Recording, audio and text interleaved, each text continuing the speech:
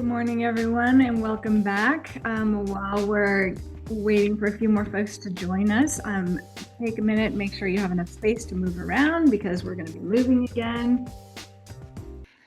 All right, as we are getting ready here, let's also take a minute to do a little attunement. So we like to just kind of check in with ourselves and our feelings and our bodies before we get started. This is a nice way to just kind of see where we are and help us tune in with ourselves before we start working with each other. So take a look at those colors here and read through there and identify what resonates with you at this moment. And then if you feel like it, you can share that in the chat or it can just be for yourself. So I'm looking at that and I'm feeling light green. I feel like there's a lot going on, but I feel pretty good. I see uh, Laura's feeling yellow. We've got a lot of light greens. We've got a full green. All right.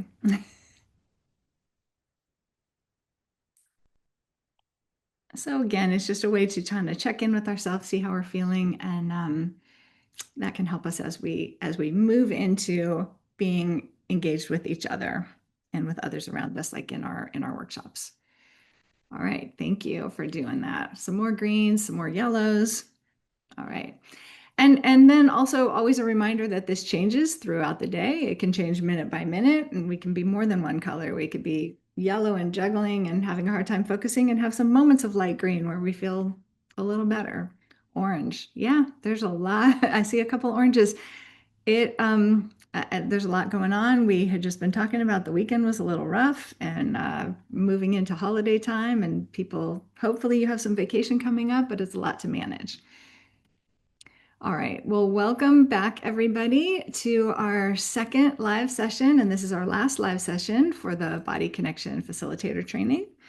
Excited to be here with you all. And again, we want to thank CalFresh Healthy Living for sponsorship and development of this course, and thank you and all our other partners for making this possible. And before we officially get started, again, I just want to review some of our asks and expectations for the live session. We love seeing your faces. I see a bunch of faces, and that is great. If you can keep your video on, that's great. We appreciate it. We know not everybody can, but if you can during the breakout room, that would be really fabulous. Rename yourself if you need to. Be mindful of background noise. Mute yourself if you're not talking. We do love your engagement. Use the chat, raise your hand, come off mute, all of that. We love having your input.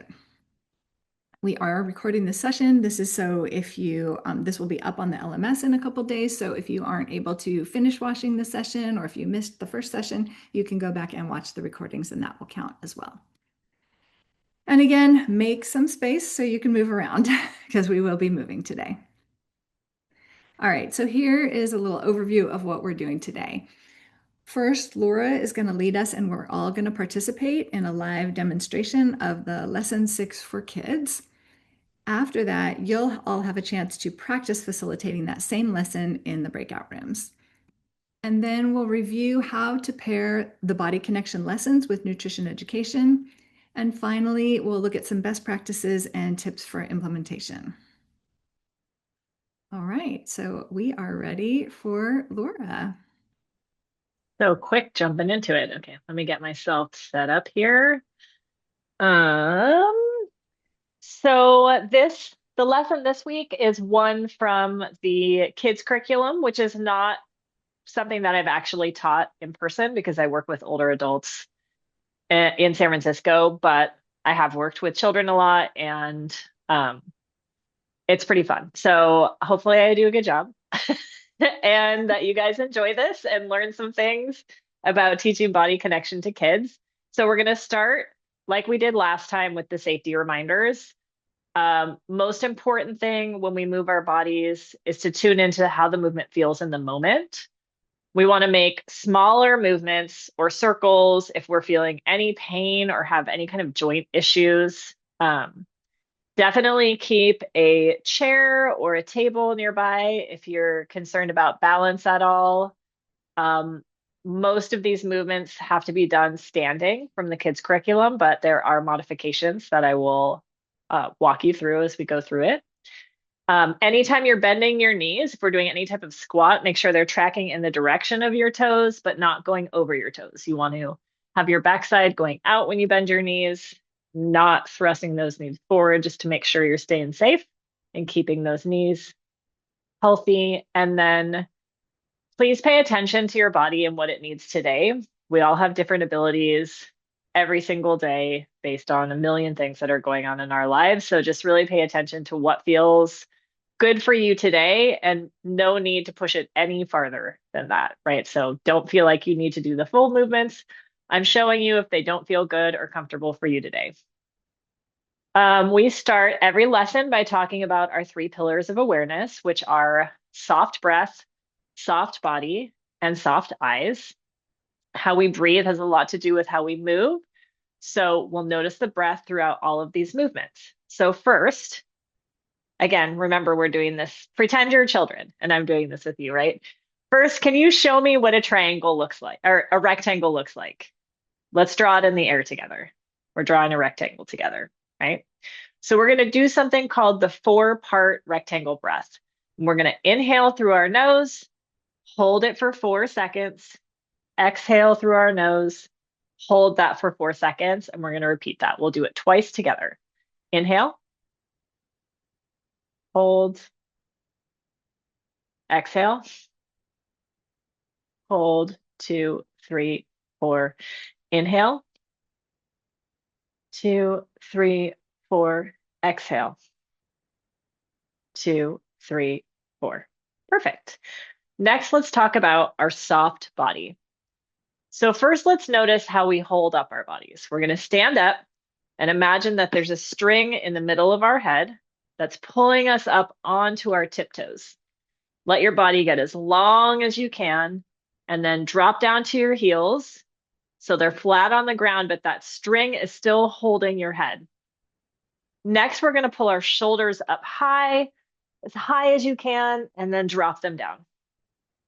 We want our ears, shoulders, hips, knees, ankles, all stacked up on top of each other in a straight line. Gently pull your belly button towards your spine, but don't suck your belly all the way in. Just pull it gently back. And then we want our feet like railroad tracks, lined up right next to each other underneath our hips. And then we want our hips below our shoulders. So put your hand on your tummies, gently breathe in and out. Do you feel your tummy sinking in? Yeah, that's what's happening.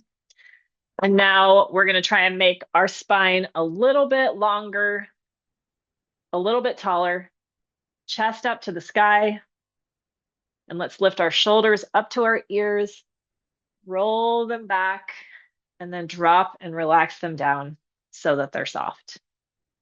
And our third pillar is the soft eyes. So we want to have a soft gaze. So we don't want to have a harsh gaze or a surprised gaze, just a soft gaze, the eyes gently focus down.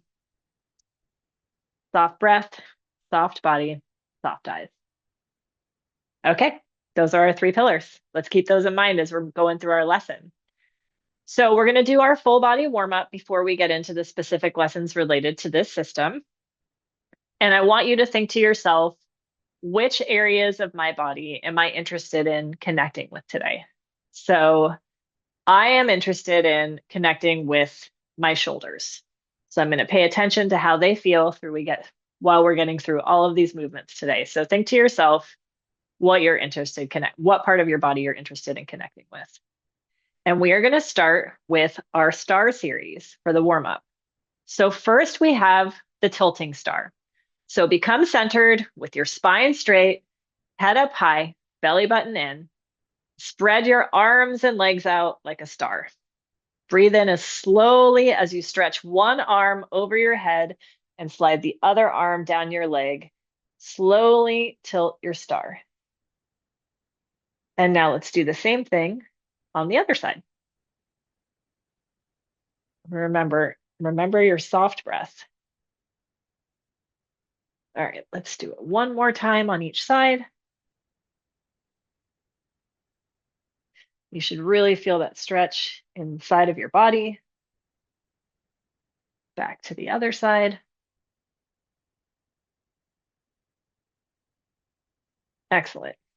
Now let's become centered again with our spine straight, head up high, belly button in. Stay in that star position. We're going to start by turning our head to look at the hand. And then we're going to twist our upper body, the entire spine. So the arm goes behind us, but you want your gaze to follow that hand. And try and keep your lower body as still as possible. We'll come back to center. And then let's look to the other hand and twist the other way.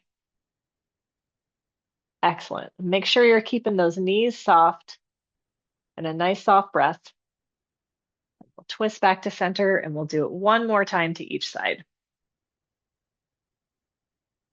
There we go. I can really feel this one in my shoulders, I'll tell you that. Okay, back to center. One more time, the other side. Really stretch. Fantastic. Okay, our next star movement is called the twisting star. So this can actually be done from a seated position. If you want to be seated for this, it is a balancing pose. So we want to become centered with our spine straight, head up high. We're going to raise our hands slightly above our head. If this bothers your shoulders at all, you can keep them lower. And we're going to bend our elbows in a goal pose position. And then we want to reach opposite elbow to opposite knee. And we're going to do this while we count to 15. 1, 2, 3, 4, 5, 6, 7, 8, 9, 10, 11, 12, 13, 14, 15. Awesome. Take a nice breath. Relax for a second. You are doing great. Let's move into our Flying Friends series. So first we're going to do our wing opening. So you want to let your head hang loosely forward and gently roll it from one side to the other so your ear ends up next to your shoulder. And we'll just do that a few times together. Don't want to force it. If it feels uncomfortable, gentle half circles. All right, now let your head hang loose. Using your fingers, rub the area behind your head and your neck. Give yourself a little bit of a massage.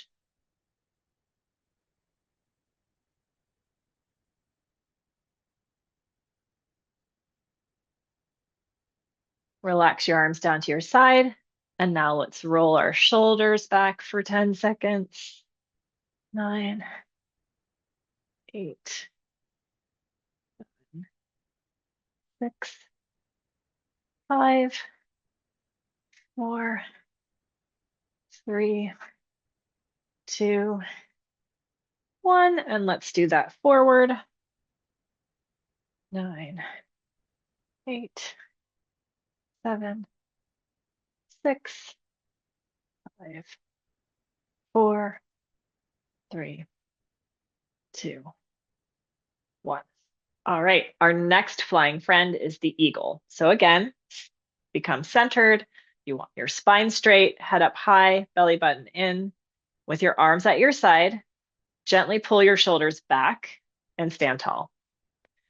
Now we're going to breathe in as we slowly raise our arms out like a bird would be raising its wings until our hands touch together over our head. And as we breathe out, we're going to lower our arms down. Let's do that 5 times. 1. Remember, if this is hard for your shoulders too, you don't have to raise your arms all the way over your head. 3, 4, 5. Excellent. Next up is our hummingbird. So let's get, again, centered, spine straight, head up high, belly button in. We're going to raise our arms up to shoulder height and bend the elbows with our fingers pointing up to the sky. Gently pull your shoulders back, stand tall. Now let's just make small backward circles with our arms and hands. Now, while we're making these circles, start to bend from side to side at the waist. And we're going to do this for a count of 10, obviously not as quickly as a hummingbird would, but we'll do our best. 10, 9, 8, 7, 6, 5, 4, 3, 2, 1. Awesome. All right, next up is our butterfly. So again, become centered, spine straight, head up high, belly button in. Put your arms behind your head and gently pull your elbows backwards. Slowly and gently press your head backwards against your hands with your hands resisting that. And we're going to count to 2. 1, 2, relax, take a breath. We're going to do that 3 times. So press your head back into those hands, resist. 1, 2, release. Again. 1, 2, release. Last time. 1, 2, release. Great. All right, now we're in our Stay Strong series. This is first a tightrope lunge, so this does require balance. Make sure you have that chair or table next to you if you're concerned about your balance. We're going to become centered, straight spine, head up high, belly button in. Pretend we're on a floor, pretend on the floor in front of you is a tightrope, high up in the air. So as you step forward, bend your front knee, keeping it over your ankle. Don't let it track past your toes. And we're going to hold this for a count of 20, 19, 18, 17, 16, 15, 14, 13, 12, 11, 10, 9, 8, 7, 6, 5, 4, 3, 2, 1. Step back with your feet together. And now we're going to switch sides. Step forward with the other foot, count down from 20. Make sure you're keeping that pelvis tucked. 18, 17, 16, 15, 14, 13, 12, 11, 10, 9, 8, 7, 6, 5, 4, 3, 2, 1. I just had a moment when I was doing that. I'm like, am I counting correctly? I don't count down that often. Think I got it right though. Okay, next up is slinging water. So again, let's get centered, spine straight, head up high, belly button in. Make sure there's nothing right around you because our arms will be swinging from side to side. So we want to stand with our feet wider than shoulder distance and just gently twist our body from side to side, letting your arms flop back and forth and sort of shifting your weight from knee to knee. And we're going to do this for a count of 15, 14, 13, 12, 11, 10, 9, 8, 7, 6, 5, 4, 3, 2, 1. Next up is our triangle. So let's get centered again, spine straight, head up high, belly in. And we're going to spread our feet very, very, very far apart as we can comfortably spread our feet. Turn one of your feet outwards towards the wall.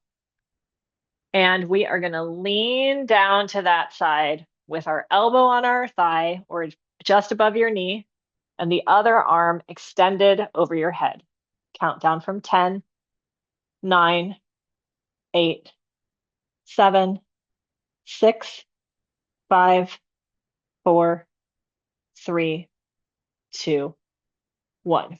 Now let's do that on the other side. Turn out the other foot, other elbow just above the knee, arm stretching overhead for 10, 9, 8, 7, 6, 5, 4, 3, 2, 1. Whew, that one felt very good on my shoulders and my side.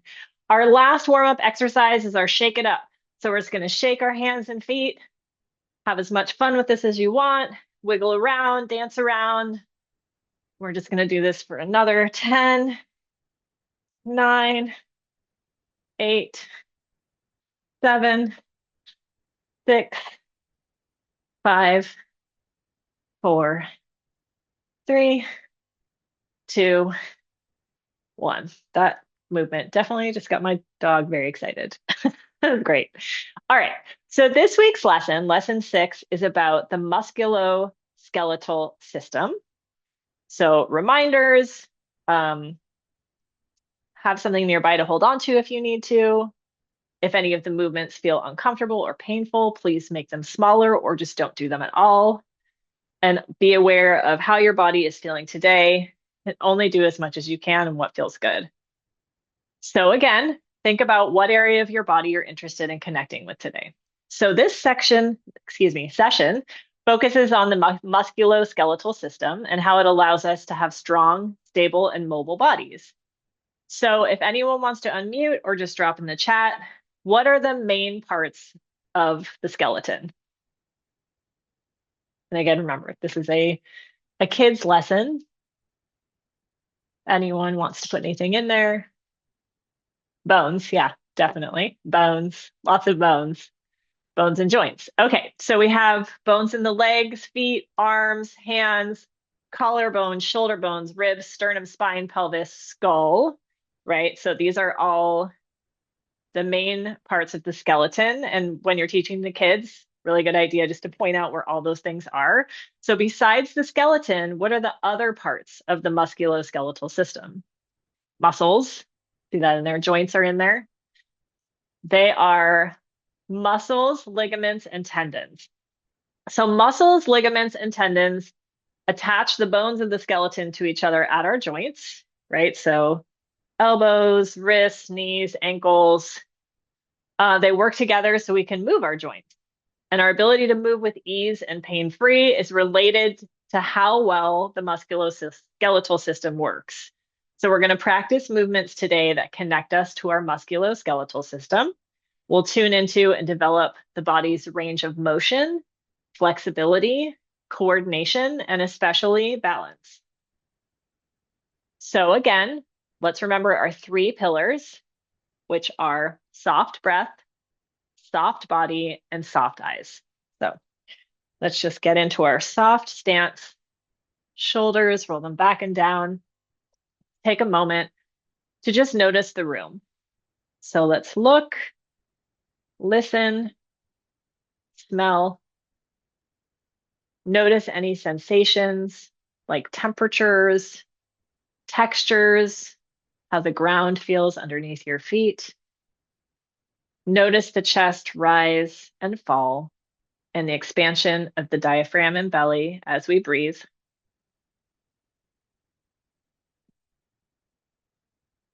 And let's get into some movements. So first we're going to do something called super squats, which are squats with arm swings.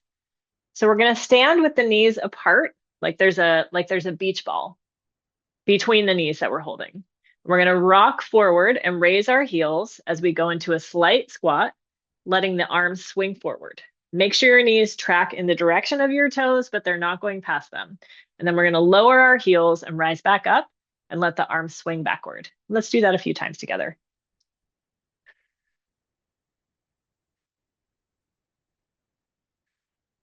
Excellent. Now we're going to do some shoulder rolls. So you want your feet hip distance apart, arms come out from the sides about 45 degrees. Everything is soft. And we're going to rotate the arms internally and externally like a corkscrew movement. So let's just do that a few times together. We'll start there.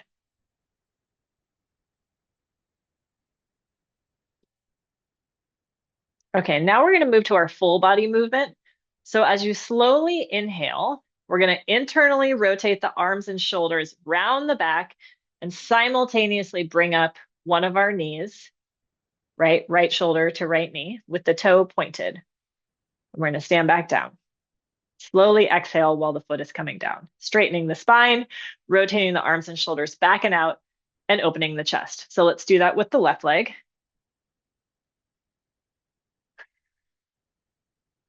Let's just do that a few times on each side.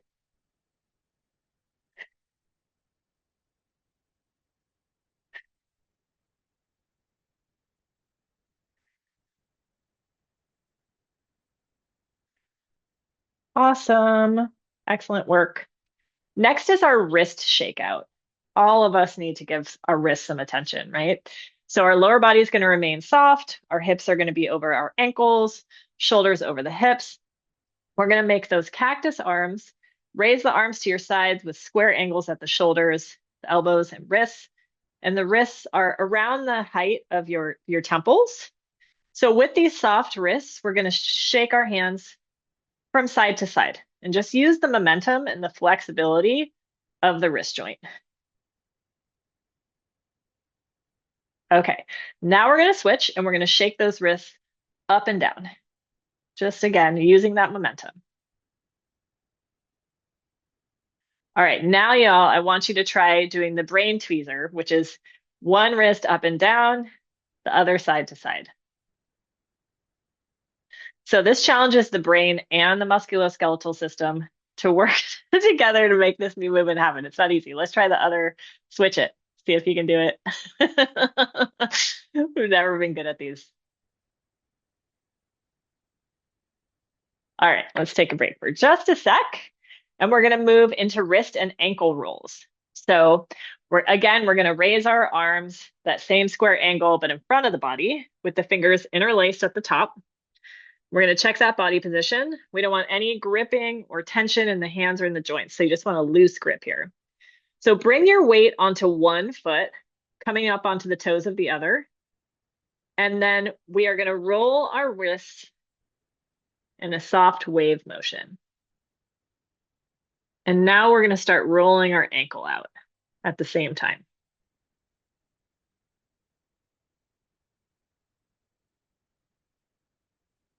All right, and now come back, both the weight on both feet, switch the interlace of those hands.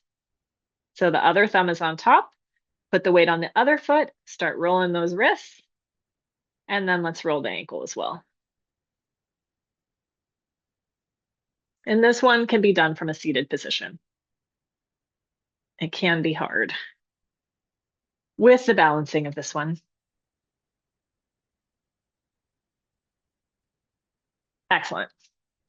So the next movement involves balance. So I want you to focus or anchor your gaze on a fixed point to assist with maintaining that balance. And we're going to do this leg series. We're going to do all of the 3 different movements with one leg, and then we'll switch to the other leg. I have a little table nearby to hold on to because we will be balancing on one leg at a time when we're doing these. So we're going to start with the super leg swing. So stand on one leg, and then we're just going to swing the other leg softly back and forth. And then your arms can sway like you're in a walking motion, right? If you have the balance and you don't need to hold on to something, just let your arms swing as if you're walking. Great. So continuing with that same leg, we're going to lift it off the floor with the knee slightly bent and make some small circles. Again, if there's any discomfort, make those circles as small as they need to be. And let's go in the other direction. Always feels so good on my hips. And if you need to at any point, just place your foot back down on the ground. That's absolutely fine. All right, and then our last leg exercise is the straight leg circles. So you're going to leave that leg straight and make circles again. This one's a little harder for me anyway. Switch directions. Great. And now let's switch legs. So put your weight on the other leg, the one you haven't done, and let's start with our super leg swings. Again, you can do those arm motions like you're walking. If you don't need to hold on to something, absolutely fine just to do the lower body movement if you need to hold on to a chair or table.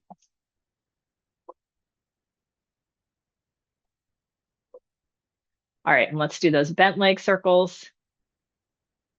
First one direction, and then the other.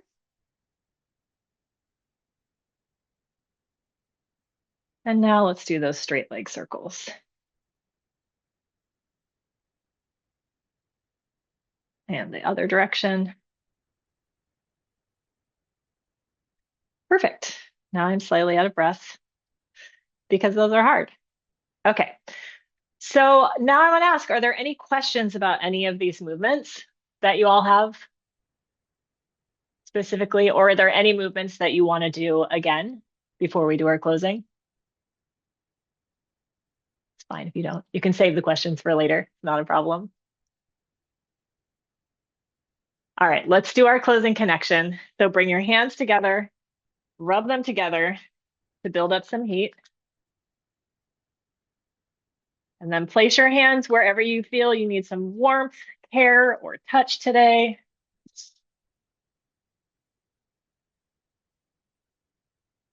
I want you to place one hand on your heart, one hand on your belly, and just take a brief moment to notice any sensations in the body. Notice sensations that might be new or different.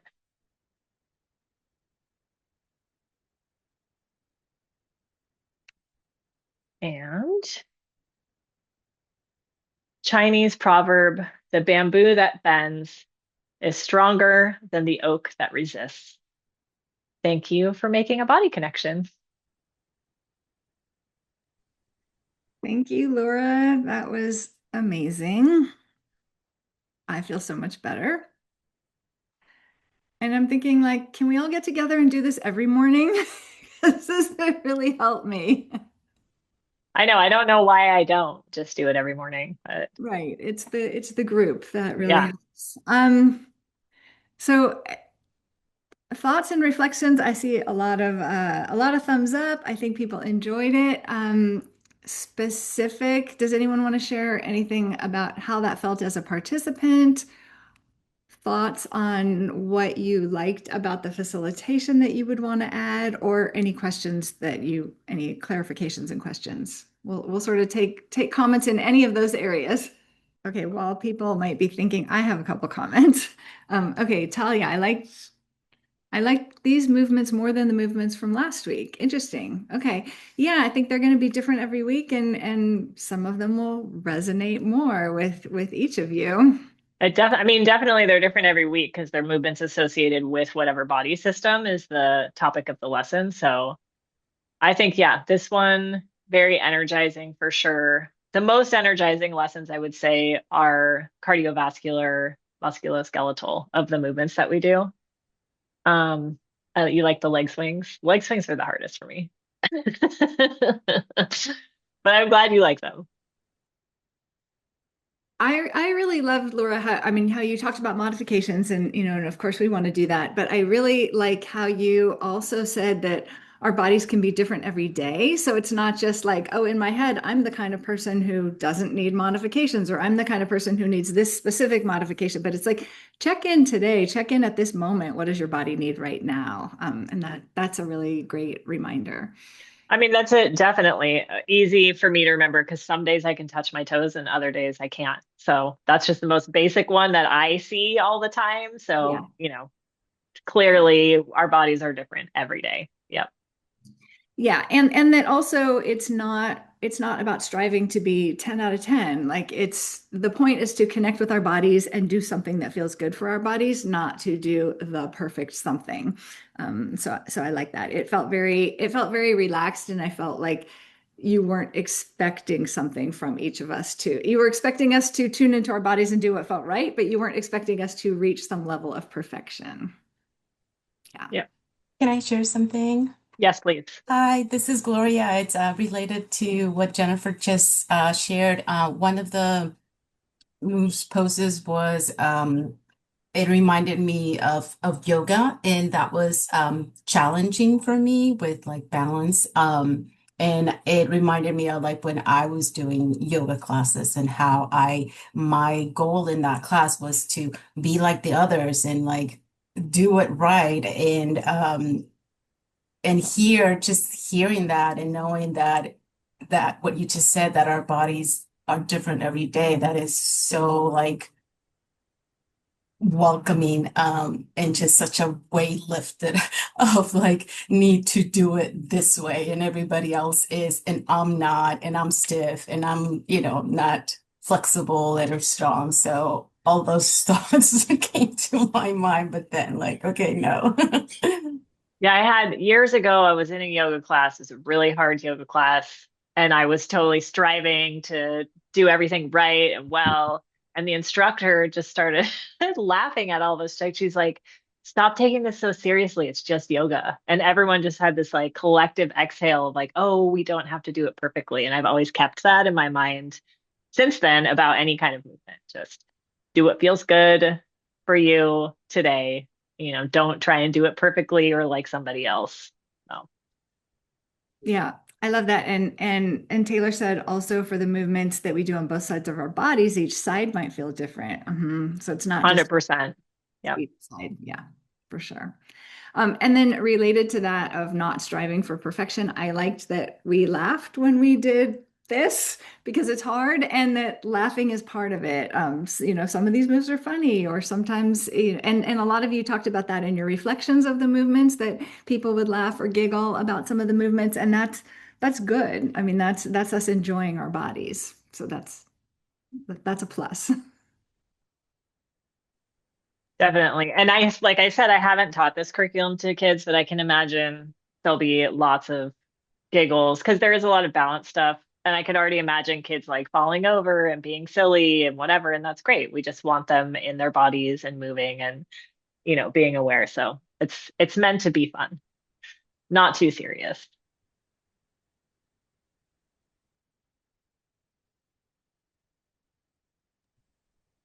Yeah, that whole winged friends section, definitely great for kids for sure.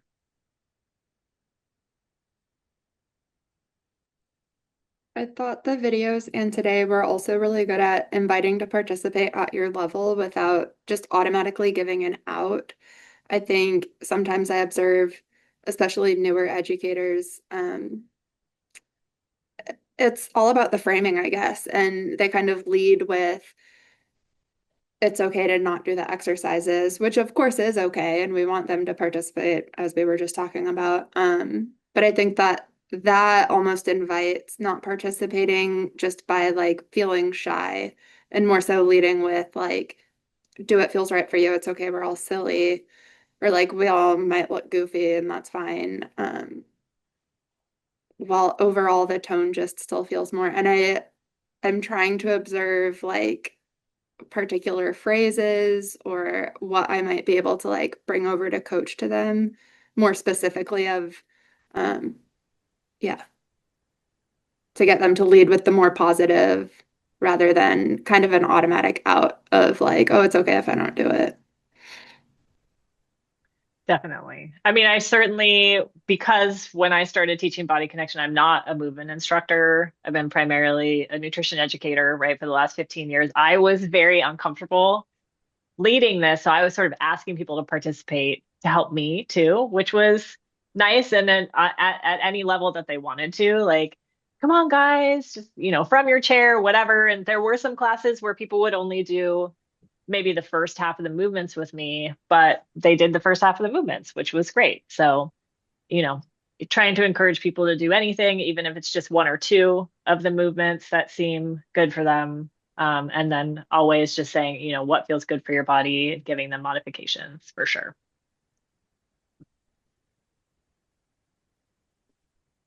Fabulous. Well, I want to kind of build on what Alicia, is it Alicia? Alicia. Alicia.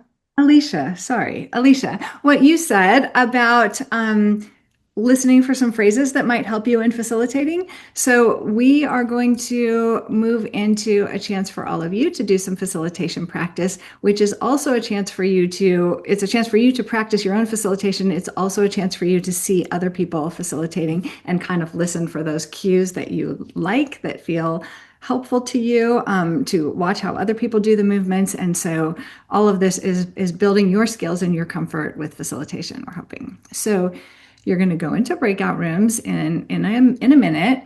We're going to take a little longer this time than last time. We're going to do 25 minutes in the breakout rooms. And this time you're going to take turns facilitating. So there's 7 movements in lesson 6, which is the lesson that we just did with Laura. So it should feel pretty familiar. And we want you to take turns, and each of you take a turn and lead one movement. So lead the group in one movement. Go around, and there'll be probably 4 of you in a room. And then if you have time, go back around and everyone take a second movement and do it again, so that you can get through all the movements in the time that you have. We're going to share, Amy just shared the slides in the chat. So if you open those, you'll see the instructions for those movements. You can also, if you have your instructor guide pulled up, it's page 59 to 61 of your instructor guide, or just use the slides in the chat. So again, you're gonna, one person will facilitate a movement, then you'll move on to the next person, then they'll do another movement in that series. And then when you're close to the end of the 25 minutes, you can also wrap up by sharing some tips that help facilitate these movements. So it's kind of what you learned from other people, what you learned from yourself doing it, what felt like some helpful tips for facilitation. So any questions there before you go into the breakout rooms?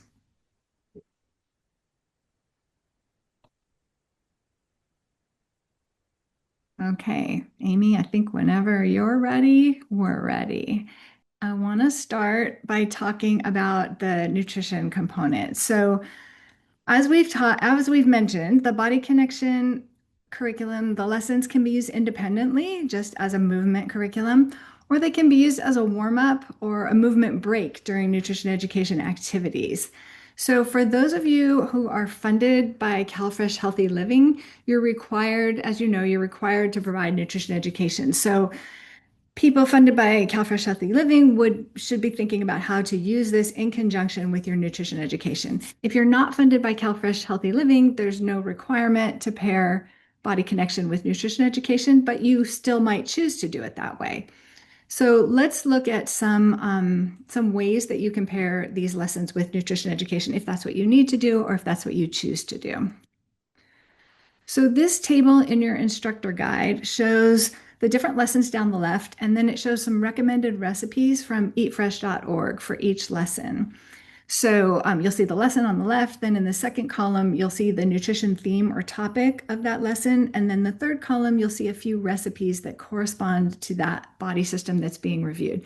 These aren't the only recipes you can use. These are just suggestions. So, you look here, if you like something here, you can choose that. If you have another idea, that's fine too.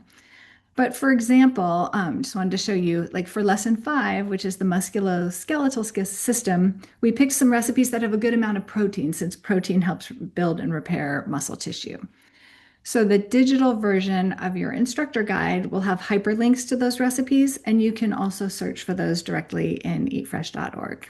And if anyone hasn't used eatfresh.org before, it's just a great resource for recipes, and you can search by ingredient or type of cuisine or meal type, and so on. Okay, and then the next page here, you can use any different nutrition curriculum with Body Connection, but if you do plan on using Food Smarts, which is one of the Leah's Pantry curricula, you can use this table on page 15 of your instructor guide to see which activities would supplement and support the different lessons for the adults and for the kids' Body Connection. And then at the very bottom of the page, there's a list of activities that work pretty well with any of the 6 lessons. So for example, here for lesson 4, cardiovascular system, the activities listed are ones that address heart health and highlight nutrition that supports a healthy heart.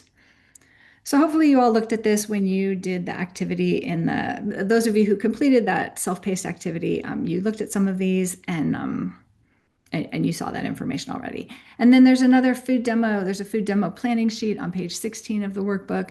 This is a great tool for planning some of the culinary skills and nutrition messages that you want to highlight during your demo.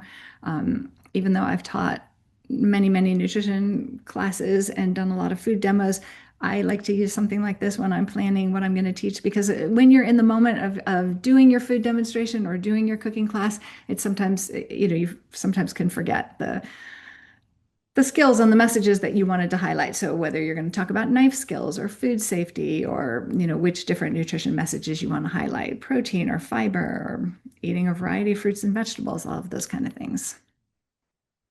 All right, so to recap, if you're funded by CalFresh Healthy Living, you need to include nutrition education in your lesson. It's optional for everyone else. You can use Food Smarts, but you can use any other nutrition curricula as well. So then I just wanted to ask here, what questions or concerns do people have about pairing this with the nutrition education? And for those of you who have a plan and know you're going to do it, how do you plan to do that? Are you thinking of using this as a warm up to your nutrition education, as a break in the middle? Do you have nutrition education classes already lined up and you're going to come in and add the body connection? Or are you kind of pitching it as, hey, I have this great body movement curriculum that also has nutrition education? Just wanted to sort of open that up for questions or comments about this idea. So Adam? yeah, thank you. So one of my plans is to offer it in the beginning as a grounding and movement to get us into our bodies, so that when we talk about nutrition, and on the topic for the day, how we can maybe connect the topic to the body system or think about the topic from the perspective of that body system. Sounds good. And you already have sites that are interested in doing this? I do have one, and I plan on starting right after the new year, if all Great. seems reasonable. Great. Anyone else have plans that they'd like to share, or questions or concerns? Christy? Yeah, hi. Well, I work at a clinic where we do it's a diabetes management, self-management workshop. It's 8 weeks long, and so it's all about, all things diabetes, but then we're, proposing that I would come in and do these nutrition pieces and body connection.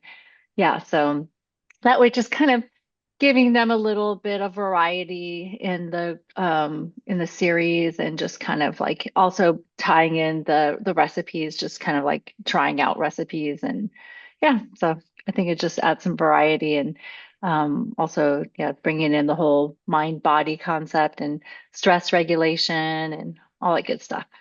Sounds good. Hi, this is Andre. We in the sweet potato program, we have a nutrition facts about the sweet potato, the vitamins and the how it's good for the body. So I think that this body connection will also enhance that education and go right along with it. Let the kids know how, helpful the sweet potato is doing the body. Awesome.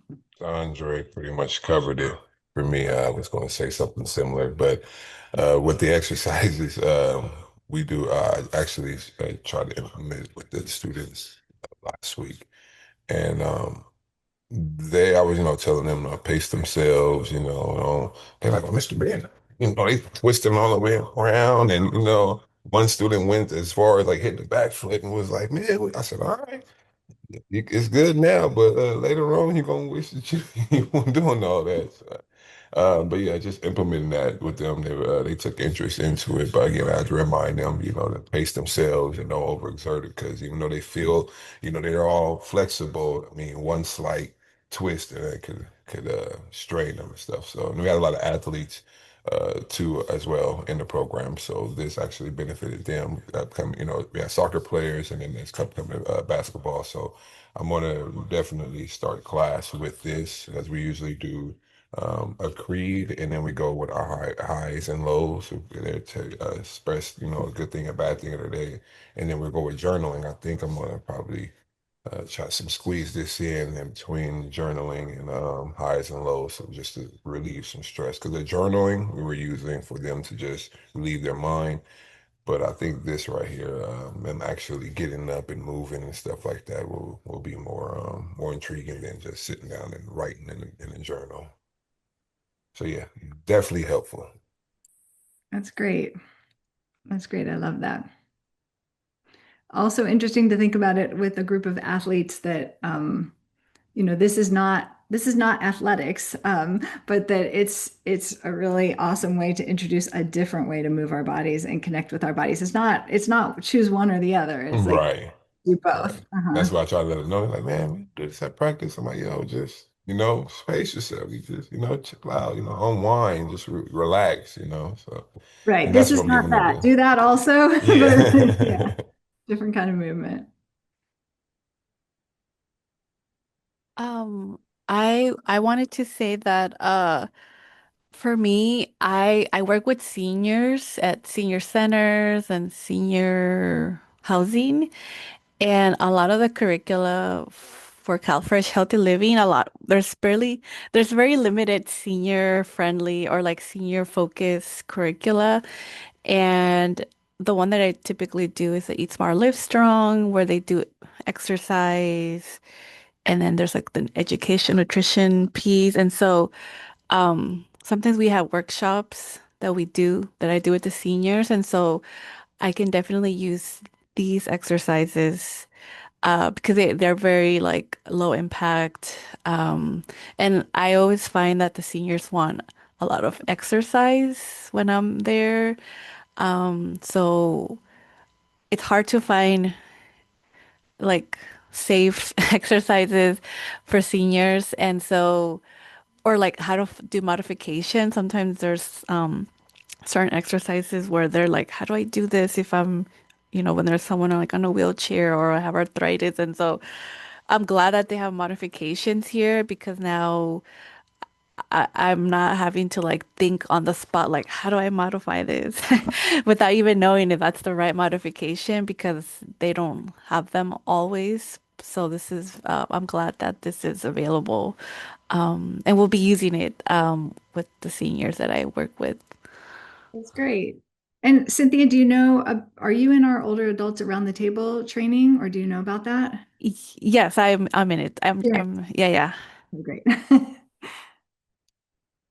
Just in case anyone else is interested, we do have a new curriculum for older adults. It's our around the table, and we're in the middle of our first training for that. So we're finishing up this Thursday, but we will be doing it again in the spring if anyone's interested.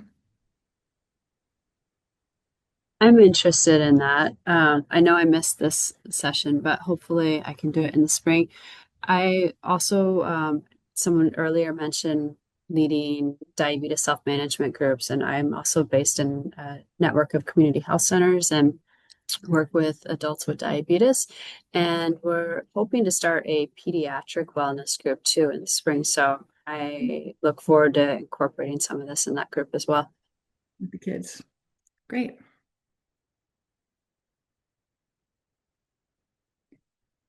Nancy said you don't teach around the table, but you offer it in Delaware. You're saying other groups do around the table in Delaware? Is that what you're saying?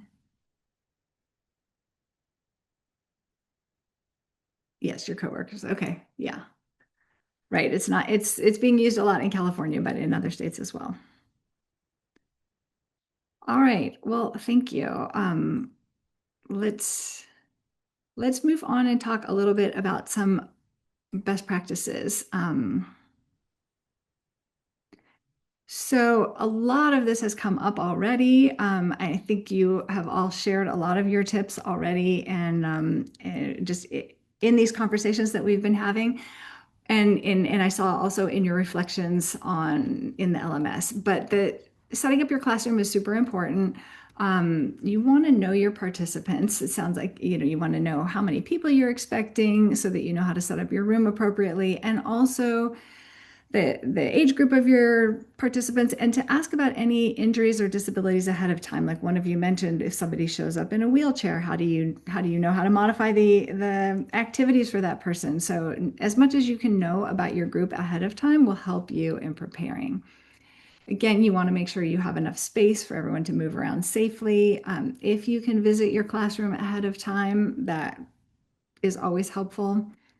And then to remind people to come in comfortable clothing and footwear. So even though this is not, intense exercise, it is easier to do this. I put on my tennis shoes this morning because it's like, oh yeah, I want to do those ankle rolls. I can't do those in other shoes. And just as we did with you, we sent you an email reminder. Hey, we're going to move. Make sure you have space. Make sure you wear appropriate clothing. You might want to do that with your participants. And then from your reading, your reflections in the LMS, and from the conversations we've had today after the breakout rooms, I know that you all appreciate the benefits of practice. So the more practice you do, the easier and more comfortable you'll feel. You can practice with those videos that are on YouTube that we gave you. You can read the script out loud. That helps. Practicing with your friends and family helps. As we've said many times, you want to make sure that you note the key safety tips and modifications. So that's something you'll want to look at ahead of time and be prepared to talk about it. And then what we were just talking about earlier, breathing naturally. So you want to remember to breathe naturally, and you want to remind your participants to breathe naturally. About the modifications. So in the self-paced course, we talked about this, but when you prepare for your classes, you want to review those modifications for the movements, and those will show up in the lesson plans a few different ways. So you'll see those like tan yellow boxes with images for modifications, or sometimes you'll just see the word modification in bold. And that's going to be really helpful for older adults often, but really for all groups. Might have people with different abilities and different injuries, just to make sure that we are being safe and that we're most effective. And then there's a few places where it says advanced option, where you can do something that requires a little bit more balance or a little bit more strength. So that's something to look for when you're preparing.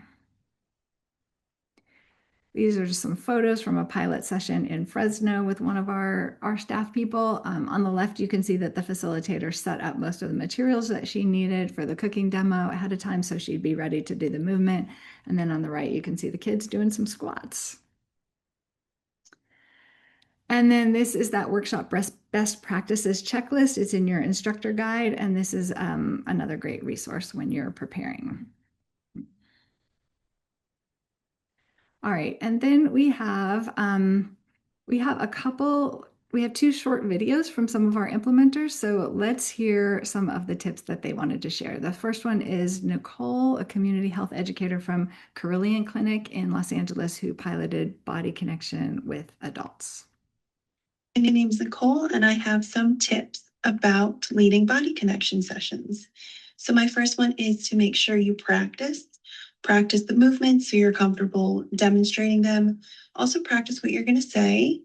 And I think it's really important to practice modifications so that the session is geared towards everybody. And then that way it feels nice and light. You have different movements for different abilities, and everyone can participate. And my last one is keep it nice and light. Keep the class fun, maybe play some music in the background, and just enjoy it. I wanted to add to that tip about modifications. This came up in one of the breakout rooms where we were talking about what if it becomes clear that somebody needs a modification, but maybe the rest of the group is doing great, but you see one person struggling. And we talked about how one option for that is that you, as the instructor, might go ahead and just do that modification that you could tell that the other person needs, to try to kind of normalize the modification. So like, even if you're feeling fine standing up, but you see that one person might benefit from sitting down, you could try sitting down as the facilitator and say, hey, I'm going to do this sitting because this feels really good sitting also, and just kind of normalize that. So that was one idea that was brought up. All right, and now we have another video. This is from Carlos, who is one of our staff who piloted Body Connection with kids. Hi, everyone. My name is Carlos Alessandrini. I'm a program manager for Leah's Pantry, and I had the opportunity to pilot the Body Connection for Kids curriculum last summer. And even though I have a personal training background, I must say that prepping is key for success. Feel free to review, learn, and practice exercises as much as possible. Good old index cards were really helpful to me. They will remind me of the sequence, the flow of exercises, as well as their names. I would include the bullet points in a picture or diagram of the exercise to remind me of them while leading the group. Be engaging. Keep in mind that kiddos may or may not like to exercise, practice physical activity, or even move that much. However, it's hard to deny an overly energetic person leading your group of friends having a good time. Good luck. Okay. All right, so let's look at a few more tips for kids.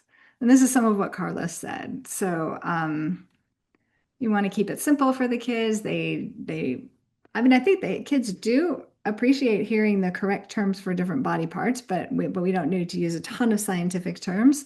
Carlos was saying, use an animated voice. We want to sound like positive and excited when we work with kids. Give some positive feedback, like great energy, good job. We heard Laura doing that when she led us this morning.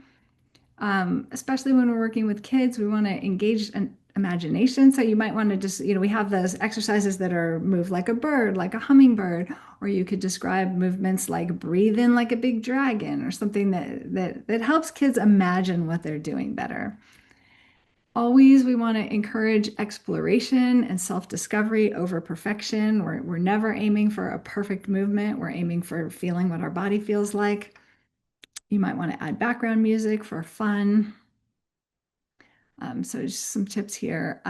Then also remembering that part of the curriculum is going to help connect this to the body systems for kids. So the opening question, this one has, what does the digestive system do? So these are ways to help bring in the conversation, bring in the kids' interest to connect to understand the body system, first of all, and then connect the movements to the body system. And then at the very end of the instructor guide, there's an appendix that has some optional instructional aids. So these are some pictures for the kids' lessons. You don't have to use these, but they can be helpful to teach the new movements to your youth participants. So we recommend them especially for the kids grades K through 3. They might not be necessary for older kids, but if you want to use them, you can print them out. If you're able to laminate them, that's a great way to do it, and then bring those to class to show the kids what you're doing. And then you have the newsletters. So these are super helpful, and they're meant to be a take-home resource, but you can also use them during your class if that feels helpful. And you can use them as single-page printouts or as the booklet. And then you can also provide opportunities to lead activities. You can do this for adults as well. Here we're talking about it for kids, but once the kids get a hang of the activities, you can invite them to stand up in front and be leaders and do some of those activities for the group. So I'm wondering if anyone else has any tips that they'd like to share, particularly for kids, or if you have tips for adults or for planning, we'll take those as well. And Laura and Amy, chime in, please, if you have tips, since you have experience leading Body Connection.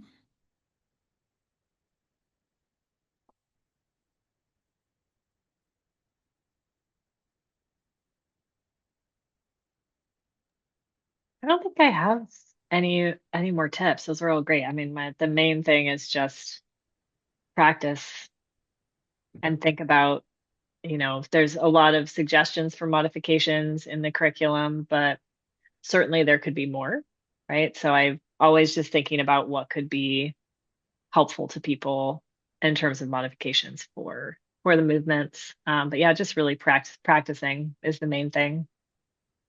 Practice, practice, practice. Yep. Anyone else who works with kids in other ways, not necessarily with movement, but can think of ways that you think this would be particular, ways that you would want to What am I saying? I'm losing all my words. People who work with kids, what tips do you have about working with kids that you see would also apply to body connection? That's what I want to say. Where's the sweet potato group? You work with kids. Yeah, I think that the body connection will help them focus or become more centered by doing the movements and the Mhm. breathing exercises. That is the goal. Mhm. I think it helps them. It'll probably help them focus their energy. Sometimes when we're teaching nutrition or doing subject specific curricula and we're not activity focused enough, they're talking to them just what they get all day. So getting them moving, get their energy out is going to be great. Yeah. Get them out of their heads and in their body. Yeah, and that's why it can work really well either first thing to kind of center everybody and get people ready for the learning, or as a break. If you're able, if you want to start with whatever your nutrition content is and then take a break when people have built up that energy and need to center again, it works well in the middle of a class. Oh, Christy? Oh yeah, I don't work with kids, but I did really find that article interesting, the research paper and everything about the interoception, if I remember it right, just and kids with trauma and just like keeping in mind like, they're all coming from a different background, and then these kinds of activities help them tremendously to learn to listen to their internal cues, and just teaching them those techniques, over time, maybe it will lead to something they're doing on their own, like, listening to their own bodies. And I think it's great. So, yeah. Right. These are lifelong skills. It's not just about being able to move like a hummingbird. It's about connecting with our body Yeah. as a And just lifelong. like pulling in that whole like, how does your body feel? What is your tummy telling you right now? Are you full? Are you hungry? Are you stressed? Like just kind of going through the motions, and then eventually they might be like, oh, I can be in tune to my own body. Mhm. Mhm. Right. It helps with stress. It helps with a connection with food as we're eating. Oh, am I still hungry? Oh, I actually am really hungry. I better eat more before I leave the table and go play. I'm still hungry. Or oh, when I'm nervous, I feel this way in my body. All of that. Thank you. All right. So we are just about done. And these are some the questions that we already started to answer this, but I had just wanted to check back in about that. And then the article that Christy mentioned was the interoceptive awareness skills for emotional regulation. So that had a little bit more information on not the origins of the specific movements here, but the benefit of these kind of movements for regulation. We had another question come through in the LMS that said, how should we encourage participants to complete movements during and after the course? So I want to say during the course, again, we want to invite people to participate in. I wasn't sure if you meant during the class, like to actually do the movements during class, or how to take them home with you, but I can kind of answer both and see if this is what you were asking. During the class, we want to invite everyone to participate, but we're not going to force people. So if somebody doesn't want to do it, they don't want to do it. But some ways that might help are what we've been talking about, is just kind of like bring a lighter tone to it, that remind people that the movements are not about, it's not about perfection. It's not about an energetic full body workout, and that we're reminding people to move in their comfortable range of motion. So checking in with your body, what feels good to you today? How do your shoulders feel? Do you feel like you can raise your arms above your head? You don't need to. Like you move your body in the place that's comfortable. So those are the kinds of ways that we can encourage people to participate where the stakes don't seem so high, right? Everybody's moving at their own pace. They don't have to move as quickly as you do as a facilitator. They don't have to move their arms as far or their legs as far, that everyone's moving in a safe and comfortable way for themselves. And then to encourage the movements at home and afterwards, we have those newsletters that you can send home so people can follow the prompts and do the movements at home. We can also encourage people to clear a space at home for movement. Like you don't have to have a home gym to do these movements, just like a little corner of your room where you can move your arms around and aren't hitting things, or to leave your tennis shoes out somewhere where you can, easily grab them and do these kind of movements at home. All right, so I hope that answered the question if anyone else had questions about this.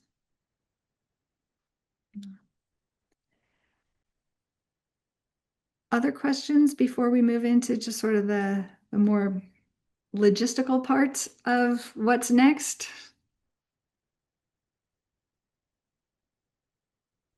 Let me show you the logistics and we'll see if then people have questions about that. So when you've completed the live sessions, you did your practice today, and then you have the self-paced work to complete. After that, you're ready to facilitate in the community. Okay, hold on. I see a comment here. What might be helpful for some people to think about and reinforce is that some of these movements might not be super specific to just that body system and can be helpful for other body systems. Right.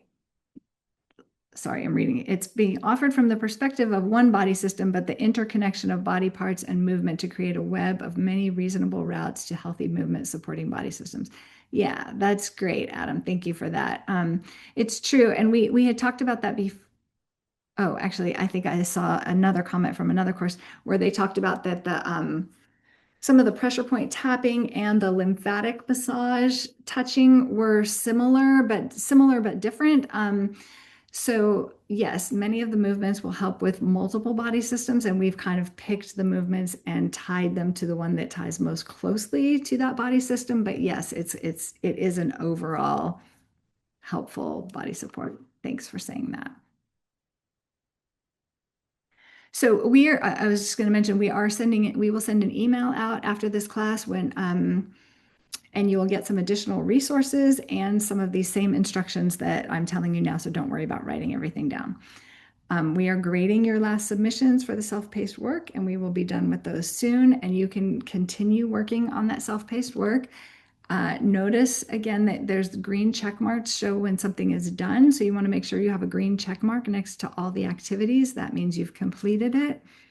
You can see right here, this one is not completed. Because it's missing a check mark. So that's how you're going to go back and make sure that you've done everything you need to do. Until now, you've been accessing the digital version of the curriculum through the Talent LMS, the online training platform. So in the next week or two, you'll get an email from us that gives you access to the body connection materials once you've completed the course. And from then on, we want you to access the materials on our website, because that's where we're going to have the most up-to-date versions of the curriculum. So that's where you'll go to Leah's Pantry, you'll go to that resources up in the upper right-hand corner, and that's where you'll be able to get the newer versions of the materials if we make updates. If you want to offer physical copies to the participants, we have those take-home newsletters for purchase on the website. It's up to you if you want to purchase those materials or print them off and make copies yourself. You can order the copies from our website shop. Somebody asked if they are available in Spanish, and Amy, they're not, right? They're Oh. currently being translated right now, but it's going to take a couple of months for the materials to be finalized, but they will be translated. Awesome. Thank you. Okay, and then Amy also dropped the link to order the hard copies of the materials here. Elizabeth asked, are the Food Smarts activities mentioned in the book available to everyone via online links, or do they have to take the Food Smarts training to access? You have to take the Food Smarts training to access those activities. Okay, so Amy also dropped the evaluation into the chat. Other languages, Chinese, Vietnamese. Not now. I don't think we have plans to do we have plans to translate into any other languages? As of right now, I'm not really sure. Yeah, some of Food Smarts we do have translated into some of those other languages, but I don't think we are able to do that for Body Connection right now. So if you can go ahead and click on that survey, if you want to do that now, your feedback is super valuable to the success of these trainings. So if you, the first question asks you to select either CalFresh Healthy Living, if that's where your funding comes from, and if not, then select the other one. Once you've completed all your self-paced work, attended the live sessions, and finished the survey, and we grade all of your activity submissions, you'll get a certificate of completion. There's also a link to the podcast in the chat that Amy dropped in there. So this is a podcast. There's about 25 episodes that we have. There aren't any new episodes, but there's some really great old ones there. So, and old, not really old, just the last couple of years existing. And then there's one in particular that might be especially interesting to people. This is something about mindful movement with Christine Walcott, who helped develop the Body Connection curriculum with us. So that's season 3, episode 5 might be a good one for you. And then any other questions? It's 11:53. You are welcome to do the survey right now. You are welcome to stay and ask any questions.